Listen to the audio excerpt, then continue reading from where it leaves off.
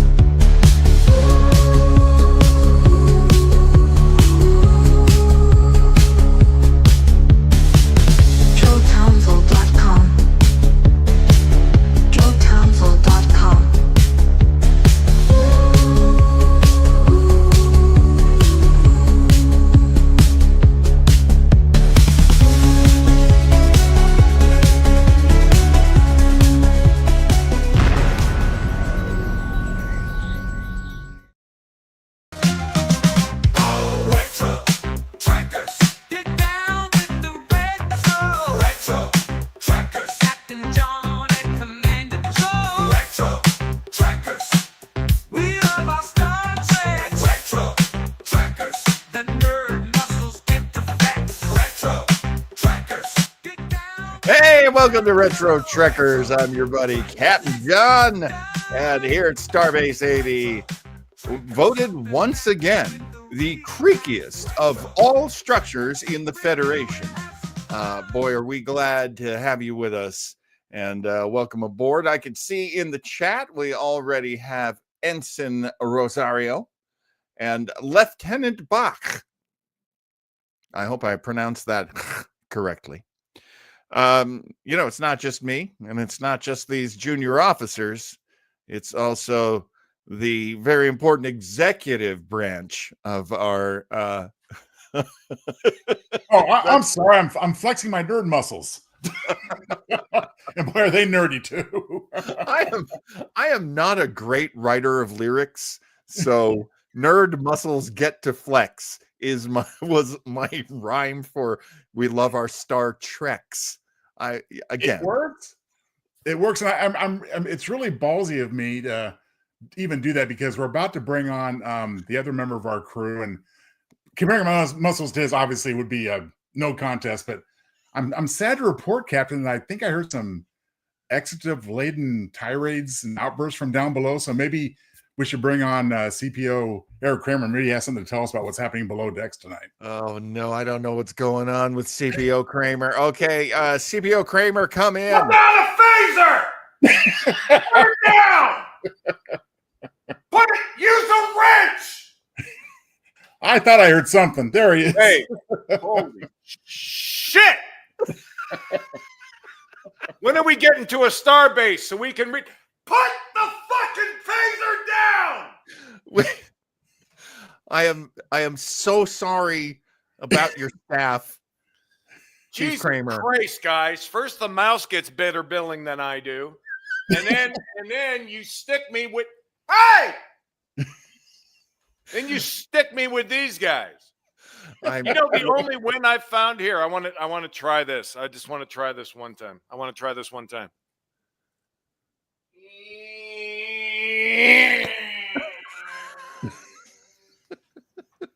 Did it work? The Doppler effect. It totally worked. Perfect. By the way, Nerd Muscles is fantastic. That's the first time I heard that lyric. I absolutely loved it. I do want to give an update on the mouse. I checked. The name I had given him was already a very famous name. So we are now going to call him Strauss. He is Strauss the mouse. Okay, fantastic. Whatever. So yeah, better. Eric's thrilled. Fantastic. That's great. No, terrific. Thanks for sharing that, Captain. I hope you got that T in there. Now, yeah, as I put in for him some months ago. Captain, I just want to, and CPO, I just want to, point out that, Eric, I'm sorry if you're waiting for us to get to a starbase, because technically we are on a starbase, so we don't technically go to other ones, but sorry. Hold it. We've been on a starbase this whole time? That's right. You assholes told me we were on a 3-year mission. Oh, it's a 3-year mission. It's just it takes once our mission is up, it takes them another 3 years to get out here.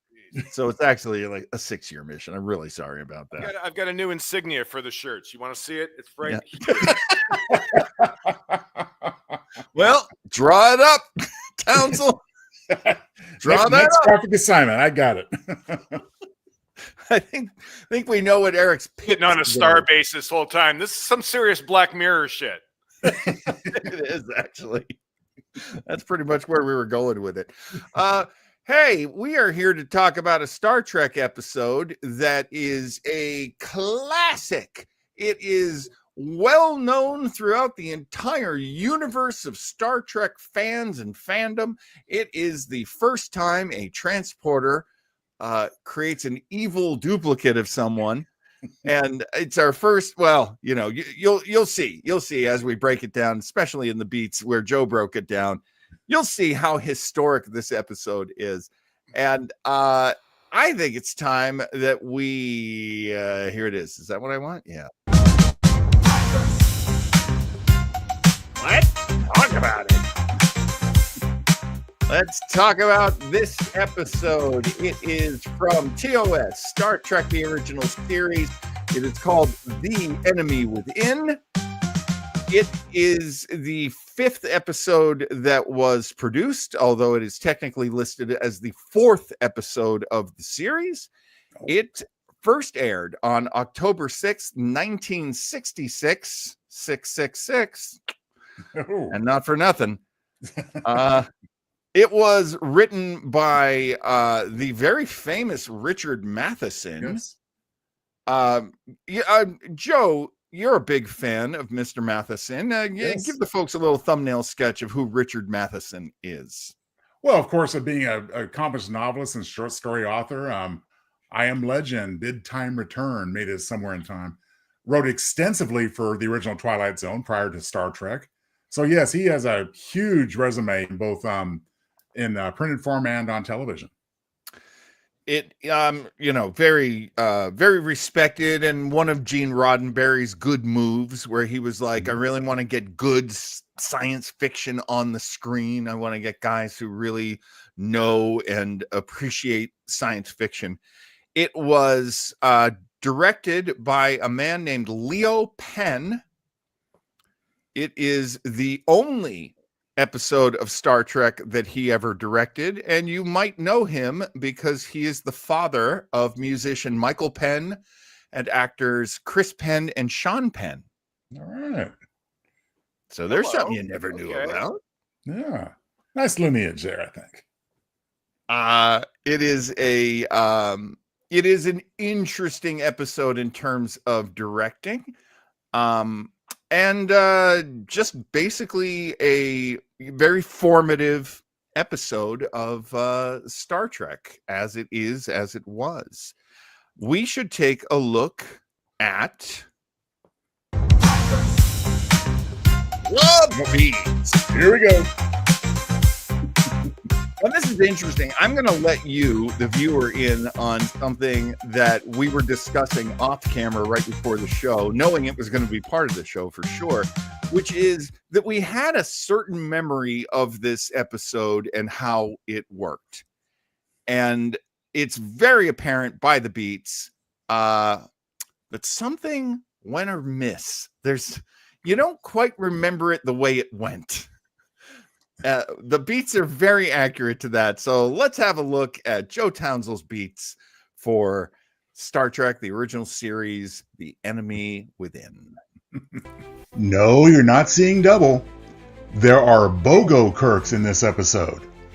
It begs the question, are you a good Kirk or a bad Kirk? We'll find out as Retro Trekkers present The Enemy Within from Star Trek, the original series.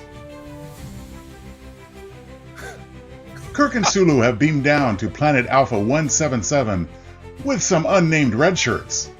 How long are they gonna live? They're all collecting specimens. Ho-hum. But suddenly, geological technician Fisher falls down a hill and goes boom. Now he has an owie and is covered with some weird ore. Time to beam up to see Doc McCoy. Next, Captain Kirk beams up. He feels a little wobbly on the transporter pad. Scotty leads him away. "Don't leave the transporter room unattended, Mr. Scott." "But Captain, what can happen in just a few minutes?" Well, those are famous last words. Sure enough, all by itself, the transporter activates. Someone else is beamed aboard, his back facing the camera. He pivots, activating the computer's automatic illumination to make his face more menacing by lighting it from below. It's Captain Kirk again? What the heck? But it must be an evil doppelganger because he's wearing eyeliner and sweating profusely. Or is that just a lot of Vaseline on his face? Great, now the transporter's on the fritz, for the first of about 100 times in the 60-year-old franchise. Oh, the trouble with transporters. This time, there must have been something in the weird alien ore. Not only that, but the little delta patches on our shirts keep disappearing and reappearing. Mental note, find a different dry cleaner. So now, there's a duplicate Kirk stumbling around, being a real a-hole. "I could really go for some Saurian brandy, but where do I find some? Guinan and Den Ford won't be around for another 100 years. But I've got it. I'll go get some in sickbay." Batty Kirk busts into sickbay while McCoy treats Fisher. "Oh, look, sir. Dr. McCoy fixed my boo-boo." "Who gives a shit? Give me the brandy!" Kirk swigs the booze and resumes stumbling down the corridor. Meanwhile, back in the transporter room, Scotty is running some tests.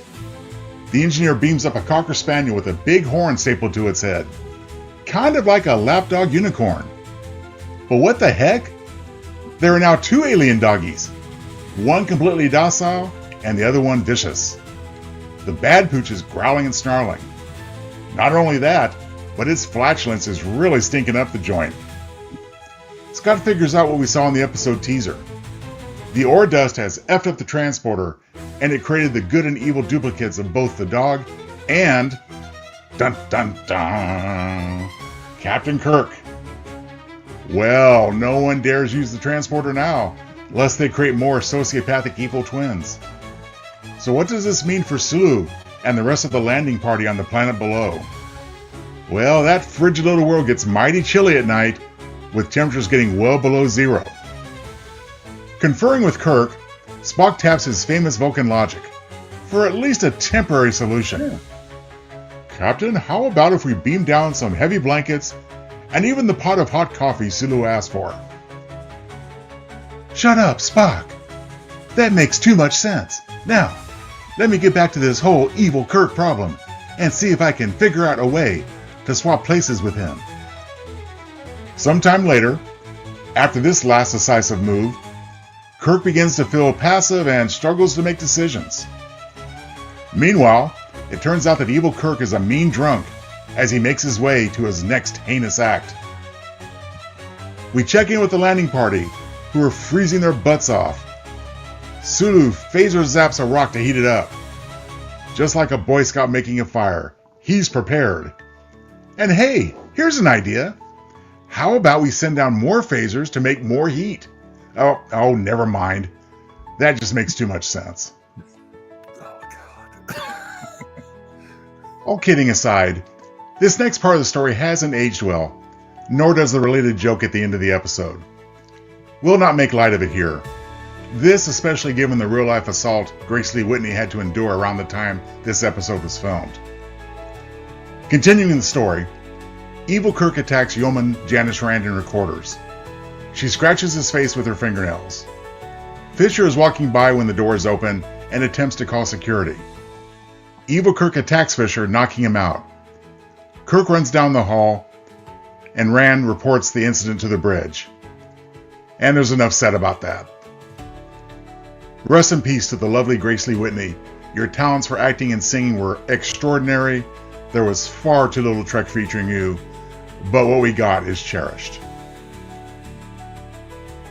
Spock checks in on Scotty's progress fixing the transporter. "Status, Mr. Scott?" I must have turned the wrench the wrong way. Now the bloody thing is spitting out multiple Kirks. But at least they're sorting and collating. One of the Kirks chimes in. That's not good enough, Mr. Scott. You've got to do better. Aye, sir, I'm working on it. Elsewhere, the good Kirk orders the capture of evil Kirk. And thanks to Janice, evil Kirk has distinctive marks, scratches on his face. Excuse me, Captain, while I have your attention, how about this? Why not just send down a shuttlecraft to rescue our freezing shipmates? Shut up, Spock. This is only the 5th episode of the series. They haven't built the shuttlecraft set yet. Evil Kirk hears the shipwide announcement. Already adept at applying cosmetics by using eyeliner, he uses thick cover-up to hide the scratches on his left cheek. Oh, I love this. Evil Kirk gives the famous Kirk karate chop to a security guard to seal his phaser. Then he ducks into engineering. Putting himself in his shoes, Good Kirk anticipates this move. At last, Good versus Evil Kirk, rock'em sock'em fight. Good Kirk, aka Wussy Kirk, has been pretty wishy-washy until now, but he's coming through. In fact, Good Kirk punches Evil Kirk so hard, Evil Kirk scratches switch to the right cheek on his face. Wow! Well, after this brief melee, Spock disables Evil Kirk with the first ever Vulcan nerve pinch. Okay, Captain, now that your evil twin is out cold, how about this idea? Beam up the landing party and have security on hand to capture good and evil twins alike, Right? until we can get the whole mess sorted out. At least that way they won't freeze to death. Shut up, Spock. I have a better idea. Off to the transporter room. Well, now there's no time to lose. Spock and McCoy figure out that both Kirks are mentally deteriorating. They must find a way to reverse the transporter accident to save them PDQ, not to mention the landing party below.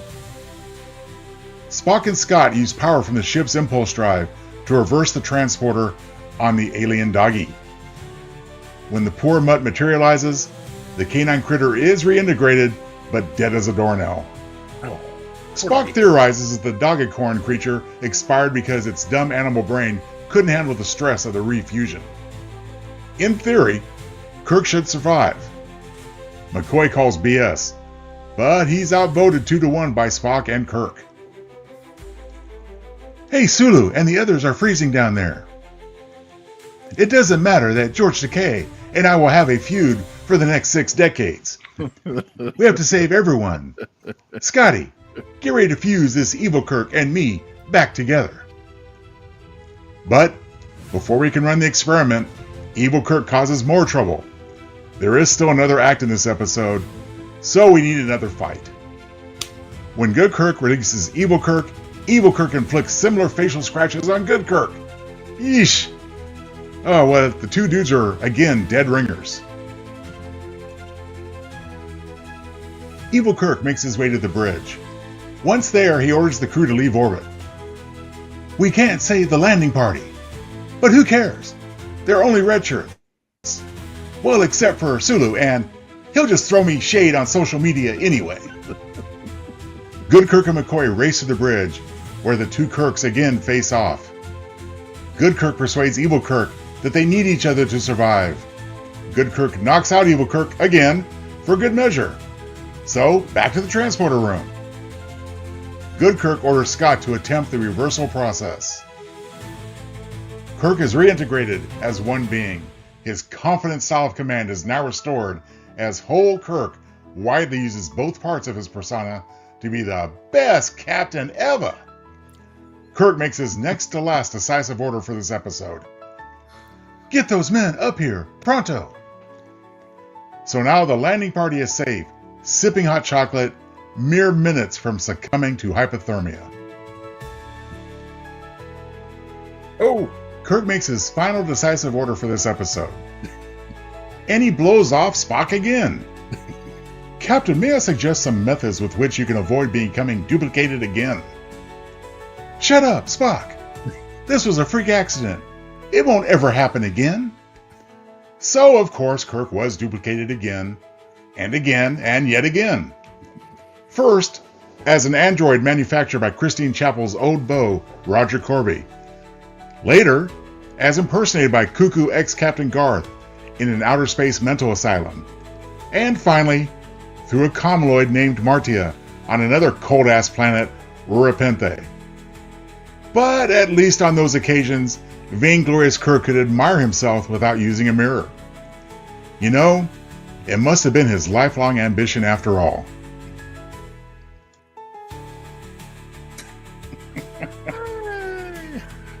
And as always, half of the enjoyment of that is from the music John overlays through the editing process. Easily. Well, all right. I know we probably have a feeling or two about this episode, so let's get down and dirty. Oh my goodness. Chief Kramer, I'm going to go to you first. What, going into watching this episode, what was your feeling? And then while watching this episode, what was your feeling? It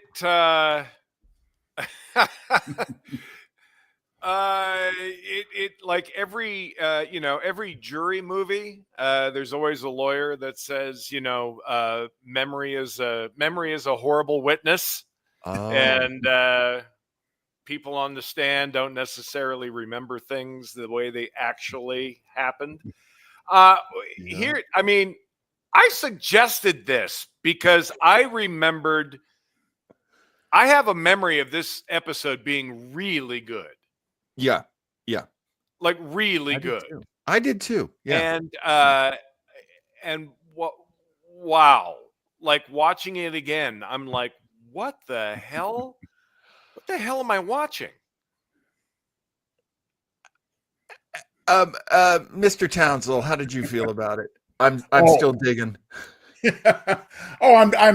I'm largely in agreement with both of you guys. I mean, being a product of its time excuses much, but not all. Yeah. As heavily indicated in the beats, I couldn't bring myself to make light in any way of Rand's assault because it's so closely mirrored a real life event. Well, that scene was suddenly so fucking horrible. Yeah. You know, like yeah. Well, especially coupled with the fact that a few episodes later we have Miri, where she gets the scar on her leg and she's distressed because she's always trying to get Captain Kirk to notice her legs.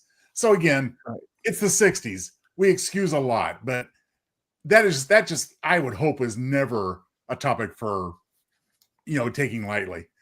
As far as the overall episode, I mean, it was early in the series. Lots of things hadn't been established yet. Touched on a couple of them in the beats as far as use a damn shuttlecraft. But Spock referring to himself as second officer, for example, obviously carried over from the Cage when he was third in command. Right. So it's embryonic in feel. And I think that's what kind of makes it feel dated extremely now, especially with a recent rewatch. Well, and I remember Shatner being better. Like like the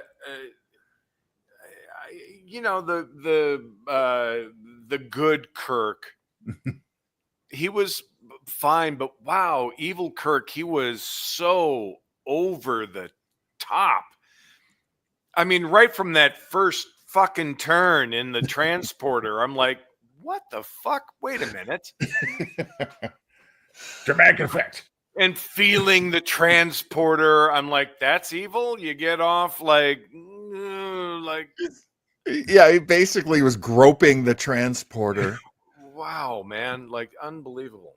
I have to. Okay, so this made it to the air in 1966, so the autumn of 1966. So they shot it in 1966. We do know where Gene Roddenberry comes from before this, that Gene Roddenberry was part of the world of the sort of adult drama. And there were episodes of Gunsmoke that were about, I mean, we're not monetized, so we can actually say it. Most YouTubers cannot, but we can actually say rape and we can actually say sexual assault. Mm-hmm. And that is referred to in this episode. that is, well, and portrayed, but that was part of the, like, we're going to tell a story, and part of telling the story is we're going to rape that person right over there. And back in those days, that was a thing they did. Now we all consider it a crime against a human being. But for somebody like Gene Roddenberry and sort of the executives at the time, they were like, this is gritty. We're going to tell the gritty part of the story, where the broad gets attacked. And it's not as... I keep arguing, like, with myself, like, am I mad because it's insensitive? Or am I mad because they used to use these things as a story device? Well, both. I mean, and driving it home right at the end with Spock leering, saying, "Hey, that evil Kirk is pretty sexy, huh?" Oh my God! I mean, yeah, that was pretty awful. I mean, the whole, like, look, from a story point of view, I actually thought this was a great idea. Like, what a great, like, thing to explore. Again, just horribly executed. Yeah. And let's go to that, actually. So now we're pretty much talking about, well, we know that especially in the first season, that Gene had a lot to do with the stories. He had a lot to do with hiring the writers. He had a lot to do with rewriting scripts, especially in the very, very early days. He was all over these scripts. So this is Richard Matheson, who is a very respected science fiction writer, going through Gene, who created the show. So he's a respected science fiction writer as well. I do think you're right, Scott, that the story was worth telling. Is it super obvious? And I ask this to everyone. Is it super obvious that this is Dr. Jekyll and Mr. Hyde? Like, do we even need to bring that up? I think it's pretty obvious. I mean, it is Dr. Jekyll, that wasn't that was releasing, like, Dr. Jekyll himself was still the guy. Yeah, he wasn't diminished by Hyde. He did was just release. This was like this was a study in the two personalities, and ultimately at the end, to function as a human being, you need both sides. Right. And I feel like they were not necessarily saying there's an evil rapist side and that there's a can't make decisions side. Well, that's where I think they really fucked up. Yeah, was that the aggressive sort of like, there's more to explore other than the fucking Brandy fucking groping, rapey side. Right. There's an aggressive side that as a commander you need. And it sort of touched on at the end where he comes in and he's like, nope, fuck, we're going. Yeah. We can't save them, which in a weird way is kind of true. Absolutely.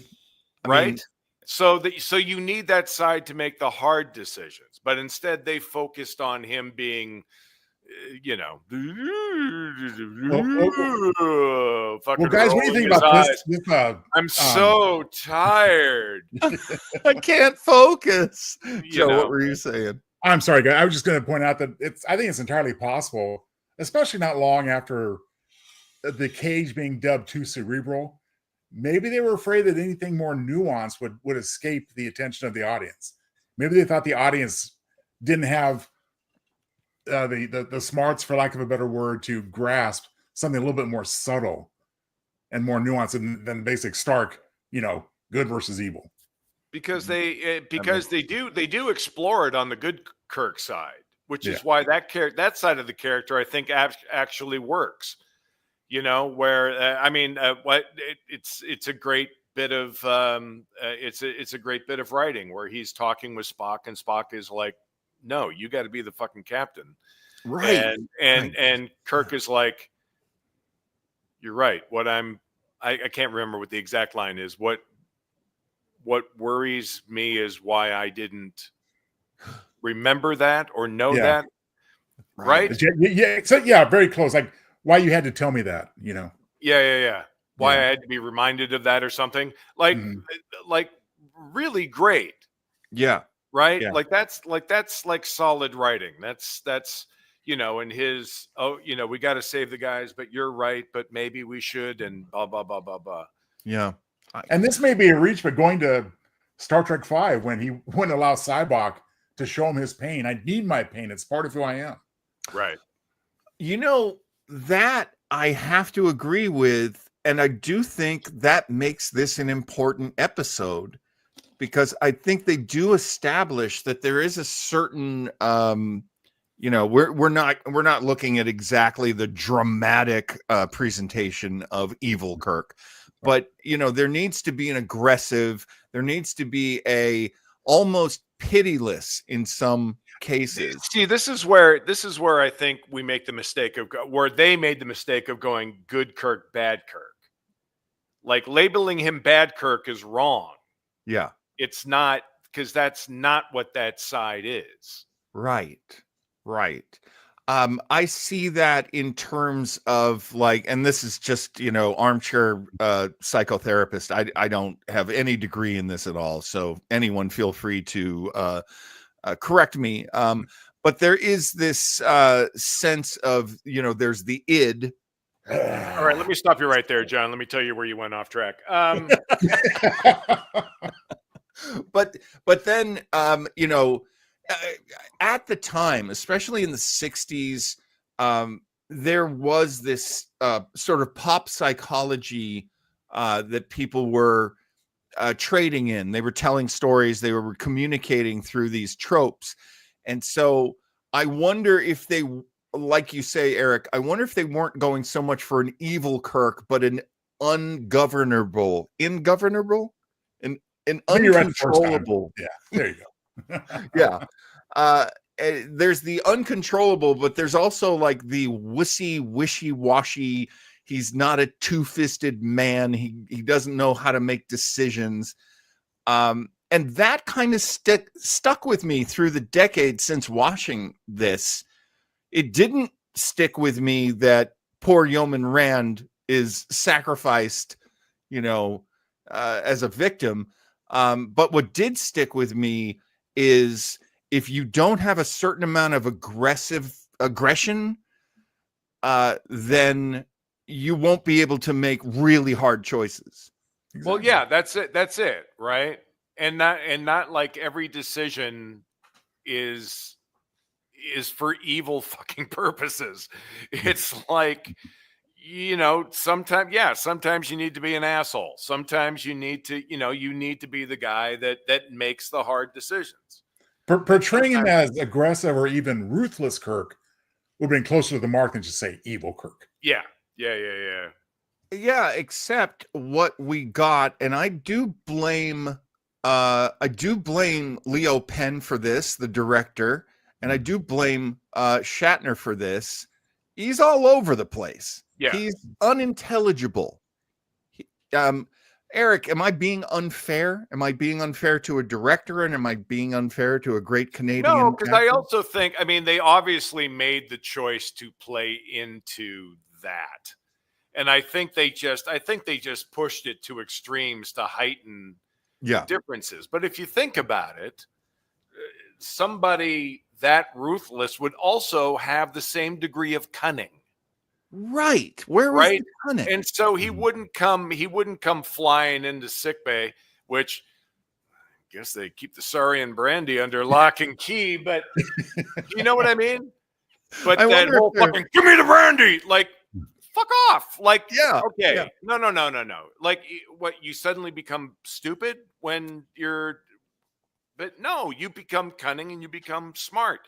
The fact that there should never have been, he should have been cunning enough that he could have passed. Yes. As the real Kirk, right? Yeah, it should have been a lot more difficult to spot him. Yeah. A huge quality of evil is the manipulation. Right. That's where you get your sociopaths and your psychopaths. That's where they find their way in, because they don't necessarily have an exchange system of communication and empathy with other people, but they know how to fake it. Maybe that's it. Maybe it's like the sociopathic Kirk. Well, that would fit too. I mean? And the thing is, unfortunately, that characterization has a snowball effect. It makes everybody around him seem stupid. Right. I mean, the first time he grabbed McCoy with the back of the neck, hey, something's wrong. Yes. Yeah. and then you cut to like Spock coming in going, well, Dr. McCoy said I should come in and check on you, as opposed to McCoy going, what the fuck is wrong with you? Which set up another thing that I didn't remember that I hated, which was Kirk going, I didn't do it. No, I didn't do it. I was here. I was here the whole time. And not going, why did this happen? Right. What circumstances? And maybe that is the like wussy side of Kirk. But boy, that was frustrating that was all he ever did was it like took just so deny fucking long. Even after the dog split, it took so long for them to clue in that maybe like Kirk got duplicated, you know? Yeah. I actually wonder about this, William. Maybe they had to hurry up and come up with a story and say, okay, guys, let's go with this story. I do feel like they did everything in very broad strokes. Yeah, it was. Yeah, it was. I really might agree with that if it weren't waterford. for the fact that this is Richard Matheson writing it. That hardly seems to be the genesis by which you would create something rushed. Well, I don't want to step on the toes of Tounsel's tidbits. I think you know where you're going with that too. Yeah. But there had been another version of the script. Of course, there always is. And I wonder how much got changed from what Matheson originally wrote, because I don't know that Matheson was as ham-fisted as this story ended up being. Well, in the tidbits, I'll tell you one major change from his script. Or if you want okay. Cool. I thought you were setting me up. Yes. Oh no, you're setting me up. Yeah, I mean, Chris, that's exactly what we're talking about. Matheson writes, but who did the rewrites? Roddenberry. I can, Memory Alpha is always so good at this. Let me see if they. Okay, the story outlined by Matheson is turned in on April 4th of 1966. He revises it on the 22nd of that month. 3 more revisions. Then it's handed to a guy named John D.F. Black. Okay. Then it's handed to Gene. Yeah. Then revisions are done. The filming begins. Yeah, so book stops with Gene as always. Gene's always the last pair of grubby hands on any script, especially in the first season. And I, look, I don't want to cut any slack here that is undue, but maybe this slack is due. And I will say, I wonder. Now, Joe, you would know because you're so good with. He is our chief science fiction officer, after all. Joe Townsend. I appreciate that promotion. Thank you, sir. Joe, is this a new kind of concept? Was this concept fresh in 1966? I mean, Dr. Jekyll and Mr. Hyde being what it is. Well, I mean, unless you count, Patty Duke. And why wouldn't we? Why wouldn't we? One was a little bit mischievous, wasn't she? But no, but seriously, I mean, I can't recall anything that, as far, especially with an ongoing science fiction situation like Star Trek, that touched on this type of thing. Yeah. Is this fair? And I ask this of everyone. Is it fair to say that Gene Roddenberry was kind of like a second-class Rod Serling? Well, I mean, I always go back to Harlan Ellison's quote about Gene Roddenberry. Yeah. Quote unquote, Gene could not write for sour owl poop. That's his quote. Gene was a creator. He wasn't as much of a writer in terms of great quality writing, his characterizations and situations. He created the universe. Right. He really should have depended more at the beginning on people helping him populate that universe. Believably. Mr. Kramer, I saw you make the sour milk face when I said that. I don't know. I consider them two different people.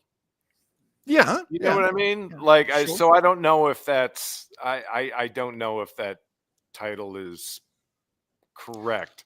Well, Again, it's like because I don't. I think there's for me there's a real strong sort of firewall between Twilight Zone and Star Trek, just in regards to concept and storytelling and what and you know what they were about. I mean, you know, my God, I mean, Roddenberry created this whole universe that is still exists today. right. And you can't actually say that about Twilight Zone because I mean, I know your point. Like, and I think I actually think it's a well-made point. I don't know. I don't see them. I see one playing hockey and the other playing baseball. oh, If that makes sense. that is Yeah, a very interesting distinction. Yeah, Yes. apples and oranges for sure.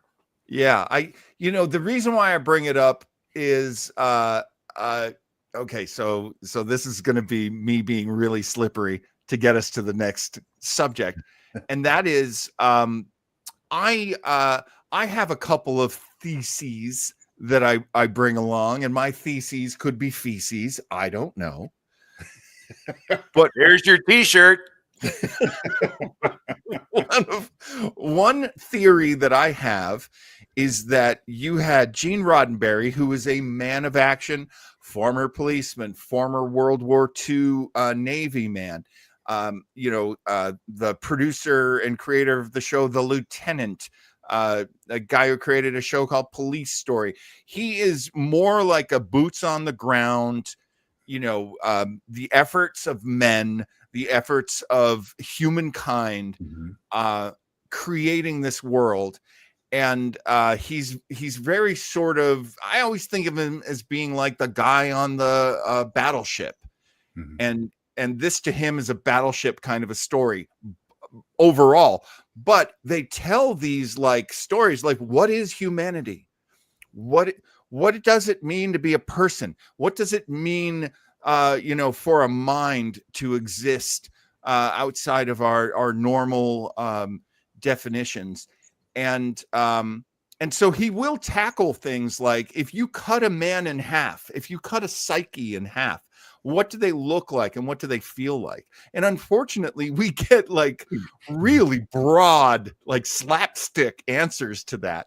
Whereas I feel like Rod Serling would ask the same question and you'd get something kind of elegant. So Yeah. No, and I completely agree. I completely agree with all of that. I mean, Rod Serling, when the second Kirk beamed up, wouldn't have been like dun dun dun dun dun dun dun. With the flashlight here, Serling would have had him turn around and go, why is the transporter empty? Do you know what I mean? Yeah. And then slowly realize that he has, no fucking guardrails. like, you know what I mean? Yeah, Rosario brought this up earlier, and this is something that I think the whole time, and I do think this often when I'm watching William Shatner, especially young William Shatner. This is an old cliche that I have pulled out over and over again with Star Trek. There is no better or less expensive special effect than acting. Wow. Nicely played, Mr. Weber. Thank you, sir. When people make fun of William Shatner's acting, I always like to go, look, he was trying to push some of the biggest concepts you've ever seen on television in 1966. And for him, one of the best ways of doing it was to blow out all of the limits on acting. And what I was watching when I watched it last night, I could not believe that essentially the fourth episode of this series, of this entire thing, I see him do one of these. Report to the bridge immediately. And I like to call that the wind up. It's one of my favorite Shatner things. Mr. Kramer. Like, I love the wind up, but I didn't realize he was doing that so early. Like, dude, he does that in Twilight Zone episodes. Have you like that's just who he is as an actor. Here's the other thing too that you sort of have to remember is that, man, they are shooting these things like 1-2 takes and moving on. Oh, good point. Like they are like these things are getting made at a really fast clip. There's no fucking rehearsal. There's no like, this is your script. Scene 1 tomorrow is this. Yeah. So, yeah, you know, a lot of these decisions are sort of made in the moment. Like if there are rewrites, they're not, you know, nobody's coming in with brand new scenes or like this is, by the time it gets to production, it's back then, I'm sure it's pretty much, this is the script. You know, we've got 15 pages we got to shoot today. Let's get on it. So part of me looks at that and goes like pressure, time, blah, blah, blah. Okay. Oh, for sure. All right. So I see how this happens. And I see how Shatner becomes Shatner within that. I am going to call it. We're going to the next segment. This one's frankly a tough one for me. I have no idea who my most valuable player is in this episode. Mr. Townsend, I haven't come to you in a bit. What is your MVP for the episode, The Enemy Within? To me, it was very simple. For reasons I touched on in the beats, I am definitively going to give it to Grace Lee Whitney. Great performance given a limited scope, very broad, and she carried it off really well. And again, considering what she was going through personally at the time, I definitely have her as my MVP for this episode. I did not realize that she went through this. I after editing the beats, I went and I looked up, and in her autobiography, she had said right around this time she had been assaulted by a person that she referred to, whom she refers as the executive. Mm-hmm. And it was a very wild time in her life, and she actually you know, as her name says, she actually grants grace, you know, in the book of like, look, I'm not here to blame and I'm not here to get revenge. You know, that time was done. But I did not realize how deep that went in her life. Oh my God, what a brutal thing. Oh my God, it's right. Yeah. Absolutely. Eric, do you have an MVP in this one? I have to say I agree with Joe for all those reasons. And the one scene that did it for me was the scene in sickbay where she's recounting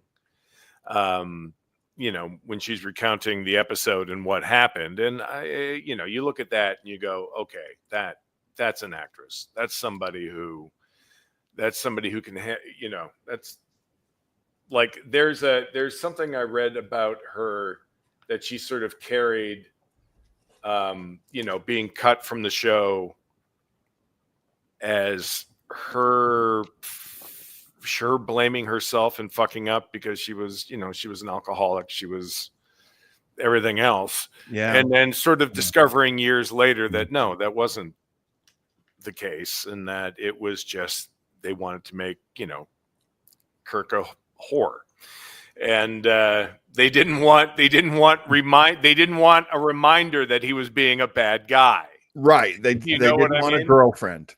Right. So I think there's sort of, I remember reading something about her sort of going, oh, like having a bit of an epiphany and going, oh, so it wasn't, and somehow her finding peace with that, which I think leads into her book. The other MVP I have, again, going back to Mr. Leonard Nimoy, who just was fucking solid in this episode. Yeah. I cannot look past how little he had to go with of what his character is and what his character would become. Yeah. And it's not exactly season 3 Spock, but he only had so much that he was told about this character, and he had to be this sort of pitiless, and he also has that great speech about, I know what it's like to be cut in half. I have a human half. I know, right? Yeah. I mean, hits it out of the park. Just absolutely hits it out of the park. And that whole chastising Shatner over, no, you need to be the captain.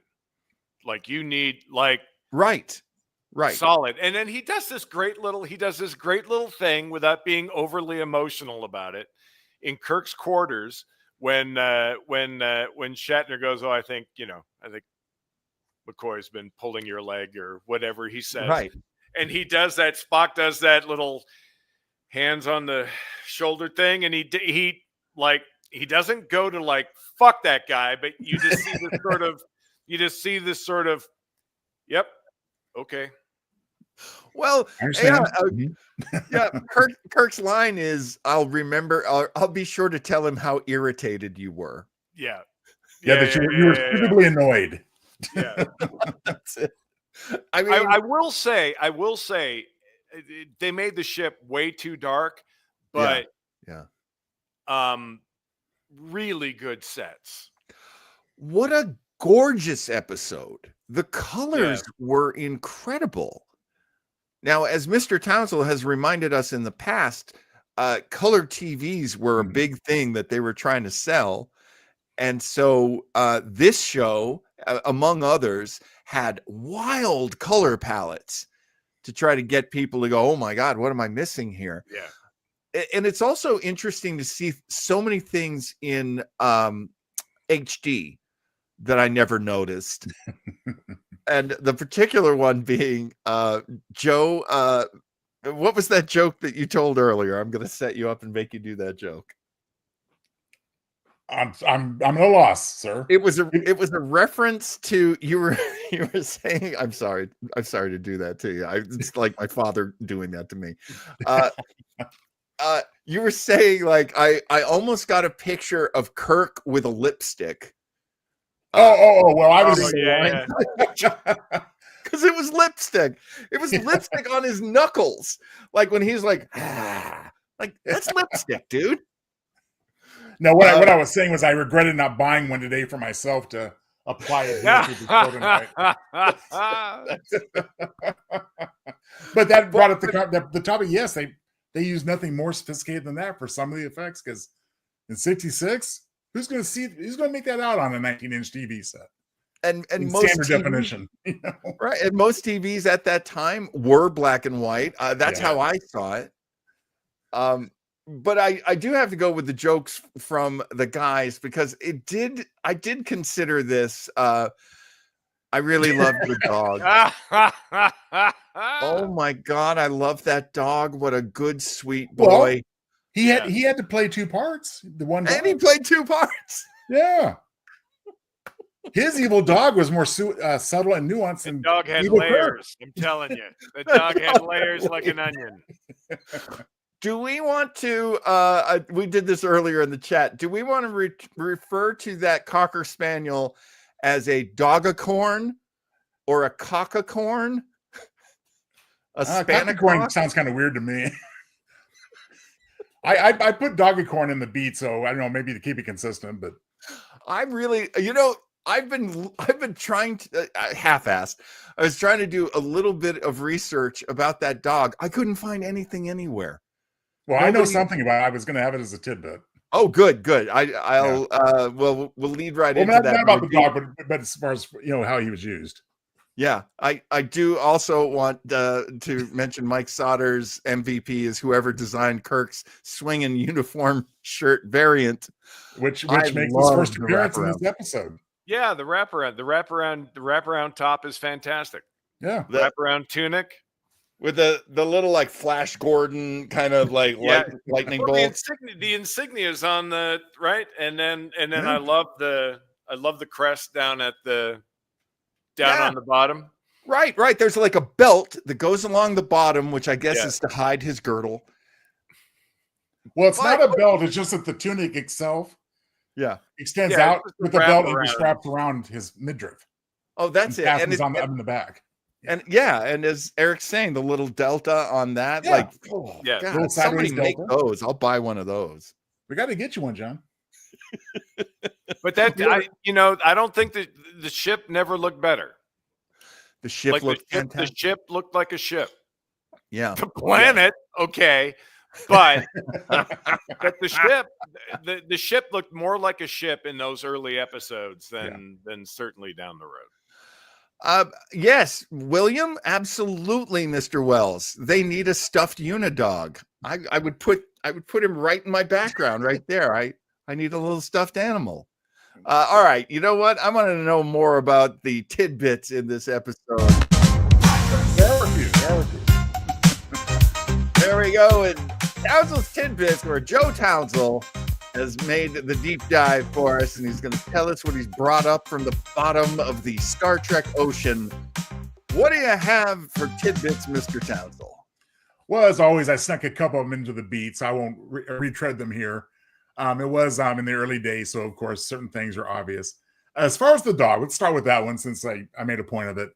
Unfortunately, as was common practice at the time, to get the poor doggy to snarl and growl, they starved him for 24 hours to get him real hyper and did all that, and then kind of poked him invisibly with something to get him pissed off. Oh, God. So unfortunately, that was what was going on there with the poor pooch. Okay, that's our show. Thanks, everybody. What's on a high note? Just nothing but human and dog rights violations the whole damn episode. Holy cow! Hey, on a happier note, well, maybe not a happier, but a better note. 2 tidbits about Richard Matheson. Number one, he did write both episodes with William Shatner in The Twilight Zone, Nick of Time, and Nightmare at 20,000 Feet. Oh wow! Shocking! Holy cow! So there was some correlation there then. One thing that he did not include in the original script, which after an inclusion, I'm guessing by Roddenberry, that should have just been left out, was the whole Sulu landing party stuff. Right. Which all it did was create continuity errors and logic lapses. But that was not part of his script. He didn't like it being in there. He did praise Shatner's performance, and we can see the value in it too. But again, after all these years, there's definitely a discussion, pro and con on that. Right. Under high definition, I finally spotted after all these years, one of the few times you can see James Doohan's missing finger on his right hand. No kidding. You still have to look close, but it's when he has the dog, you can see it for a moment. The finger he lost, of course, in World War II. Yes. Yeah, y'all can hit it, but do I remember correctly that he lost that finger at Omaha Beach? I don't know that detail, so I'm gonna guess that you're correct. Of course, our chat can correct us if we're wrong, but I'm going to interrupt you, Mr. Townsel, so you can address Mr. Wells. I'm surprised they didn't use the shuttlecraft to rescue the crew. What about the shuttlecraft? Well, I mean, we did touch on the beats humorously, but obviously this is early in the show. I originally actually wrote that we haven't conceived the shuttlecraft yet, but I corrected myself because the Enterprise was always designed with a shuttle bay in the back. Right. I think just in real world, they just had not built set yet. Simple as that. That's why we didn't see 10 forward for the whole first year of TNG. Just wasn't there. When the need came up, then they built it. There was there's an element that I don't know that everybody knows this, but maybe you do, which is on a TV show, there's a thing called the Bible. Yeah. And just about every TV show will have I can't imagine it's every single TV show, but I guess maybe. Eric, something. Yeah. So. Do you think, Eric, like when you and I were on the Hughleys, do you think there was a Bible to that show? Yeah. No, I would guarantee it. I would guarantee that there was a Bible and there was structure laid out, and it was brief character bios. Even though even though it's all in-house writers, I still think there's, there's absolutely a Bible and a direction. There's, a lot of story develops as a show goes on, but like when we were on the Hughleys, there was a question as to DL, the character that DL Hughley, Daryl, the character that DL played. He didn't know about his father. There was a lot he didn't know about his father. Right. We find things out later, but like we can't refer to his father because part of the premise is, there's a question about that character. That's the sort of thing that even in a simple sitcom, there might be a Bible to let people know about that. Well, sure. And my understanding too is that actors like yourselves will, to hone that character, will come up with backstories that may never be touched upon. Oh, all the time. Yeah. So all the time. Yeah. You have to do that. You have to do that because you have to make things important to your character. And if you just go with the superficial stuff, you don't even get the role. Right. And I can tell you, that's half my career right there is not getting the role. And you guys were appropriately, you're appropriately praising Leonard Nimoy earlier. And as touched upon, he did improvise the first ever Vulcan nerve pinch. He was supposed to do. Oh yeah, that's right. I remember that story. Yeah. Yeah, but he said, no, that's not Vulcan. Like, let's do something else. So a legend was born there. And he gives credit to Shatner for selling it. Exactly. Yes. Right. Like he said the pinch would never have survived if it wasn't for Shatner selling, getting zapped. If I remember him on a special talking about it, and he was saying the reason why he came up with that, and this goes right with what we were saying, was the backstory that he understood of Spock was that Spock had been a student of science on Vulcan, and so he understands pressure points, so he doesn't have to do the axe handle smash, right? He can actually use that against people. That's super cool. Any other tidbits, Mr. Townsend?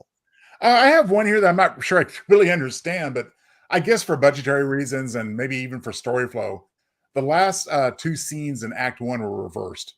Ultimately, they filmed them. It was written and filmed in a certain order. And they flopped them for pacing reasons. That was interesting. I ran into that in my research too, and they were saying that was the director's call, that Leo Penn liked to go to the editing suite and say, no, I think it's better if you take scene, F and switch it with scene G. Right. That is not typical of any TV show that I've ever heard of where, films, yes. Yeah. But TV with the director calling like the order of the scenes and stuff. That's kind of unusual. Just watch how I edit our food videos. That's done by necessity, sir. So, hey, John, there's no straight line in our shows at all. No, you never know it. No, there's no A, B, C, D, E, F, G. No, several alphabets are brought in, and they fight it out on our damn show. Hey, speaking of which, we're hoping to get episode 5 out very soon. But hey, cranking them out every week is a lot. This week. Well, as I say, it's become my Saturday morning ritual. That's all on me. That's all my fault. I ran into some difficulties this week. It happens, but Eric, I want you to know that it has become my Saturday morning ritual, and I'm sitting there with my cornflakes going, "Where is it?" All right. I really agree with this idea, William. They should do a Hallmark ornament of Good and Evil Kirk. With the 3. Yeah, but Evil Kirk would burn the tree down. All right. Well, I think that does it for this episode. Well done, everybody, for getting us through this. Chief Kramer, your assignment for next week. One of those assignments that you love. Oh, shit. What are you doing? Watching an episode of Enterprise. Stop! You can do it, Eric. You are watching an episode of Enterprise called Regeneration. Phil, shoot me with that phaser. See? You should not keep the phaser, Eric. This is actually a very good episode. I have good, seen Eric. and enjoyed this one. This is a great. You're going to like this one, Eric. I guarantee you're going to like this one. So everybody else, watch it too, and we can come back and discuss it. Regeneration for Star Trek Enterprise.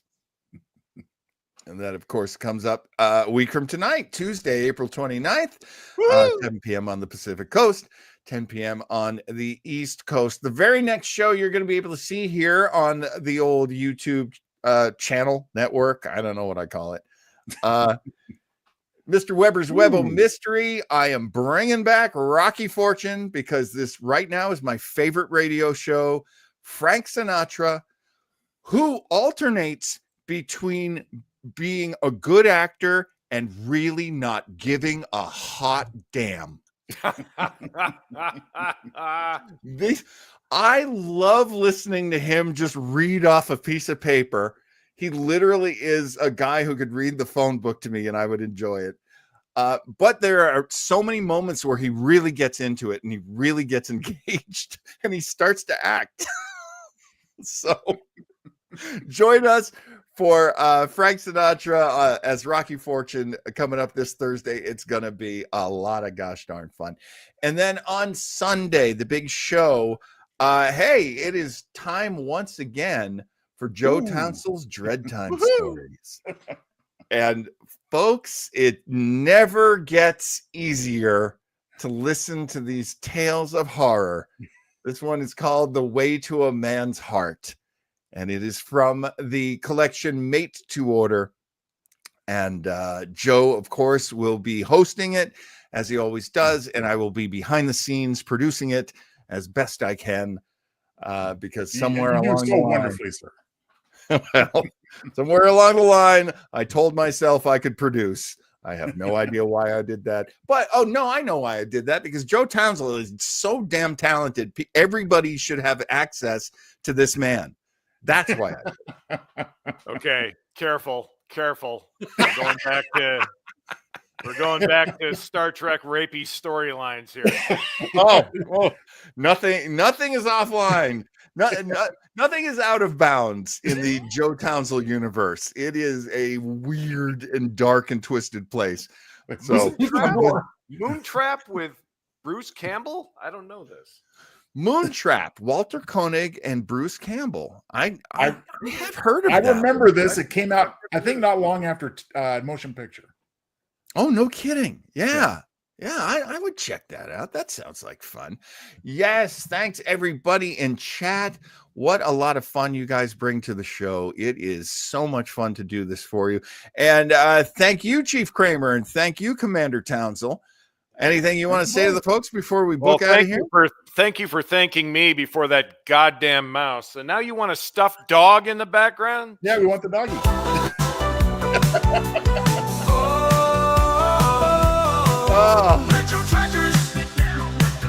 Live long and prosper, our dear friend. And please join us again next week, 7 p.m. on the West Coast, 10 p.m. on the East Coast, and all time zones all over this great world of ours. Thanks for good night, everybody. Night, Eric. Bye, Joe.